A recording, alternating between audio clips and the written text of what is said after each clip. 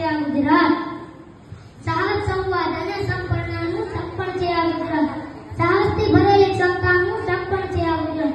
મિત્રો, ગુજરાતનો ઇતિહાસ જેટલો કહીએ ને એટલો ઓછો છે. અહીં દેવોના દેવ મહાદેવ દ્વારકાધીશના ચરણો પકાતો 1600 કિલોમીટર લાંબો દરિયો હજુ આજે પણ ઘોંઘાટા કરે છે.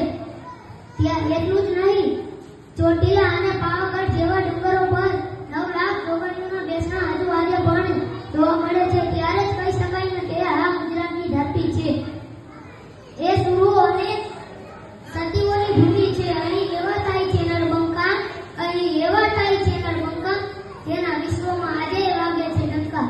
મિત્રો, હમીરજી ગોયલે સોમનાથને બચાવવા માટે પોતાના પ્રાણની આહુતિ આપી હતી. ત્યારે વીર વજરાજે ગાયોના બલિદાન માટે પોતાના પ્રાણની આહુતિ આપી હતી. એટલું નહીં, જેસલ તોરલ, ગંગા સતી, પાનભાઈ, મીરાબાઈ, જીજાબાઈ વગેરેની ઘણી સતીઓ થઈ ગઈ છે. તેમના જીવનમાંથી આપણને કંઈ શીખવા મળે છે. ત્યારે જ કહી શકાય ને કે સંત દાતા રણેશૂરોની વાત અહીં અપરંપાર છે. સંત દાતા રણેશૂરોની વાત અહીં અપરંપાર છે. માન મોભા અને મર્યાદાની શોભા આ અમારી ગુજરાત છે. મિત્રો, ગુજરાતની વાત જ્યારે કરતા હોઈએ ત્યારે આ ગુજરાતનું એવું એટલે મારું સૌરાષ્ટ્ર, તેમની વાત કહેવાનું મને અચૂક મન થાય. આ ગુજરાતની ધરતી એ ઘણી નિરાળી છે. અહીંયાના રીત રિવાજ, પહેરવેશ, ધર્મ, જ્ઞાતિ એ બધું વિવિધતામાં એકતા છે. આપણે જાણીએ છીએ કે જેમના ધોતિયામાં પીસું ન હતું તો પણ આજે બધાના પીસામાં વસે છે એવા મહાત્મા ગાંધી, અને આપણે જેના લોખંડી પુરુષ કહ્યા છે એવા સરદાર વલ્લભભાઈ પટેલ પણ આપણા ગુજરાતી. આ ધરતી પર વીર, નર્મદ અને મેઘાણી જેવા મહાન કવિઓ થઈ ગયા છે. એટલું જ નહીં,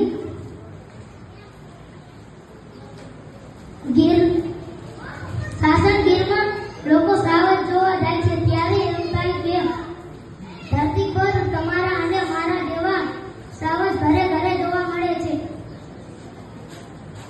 આખી ગુજરાતની વાત ન થાય ભાઈ, ગુજરાતની વાત ન થાય. આખા વિશ્વમાં જેટલી કેરી ખવાય છે ને એટલી તો માત્ર અહીં ફ્રીઝરમાં મુકાય છે. આખા વિશ્વમાં જેટલી કેરી ખવાય છે ને એટલી તો માત્ર અહીં ફ્રીઝરમાં મુકાય છે. આખા વિશ્વમાં જેટલા ચોખા ખવાય છે ને એટલા તો માત્ર અહીં બાળકો સેવ મમરા ખાઈ જાય છે.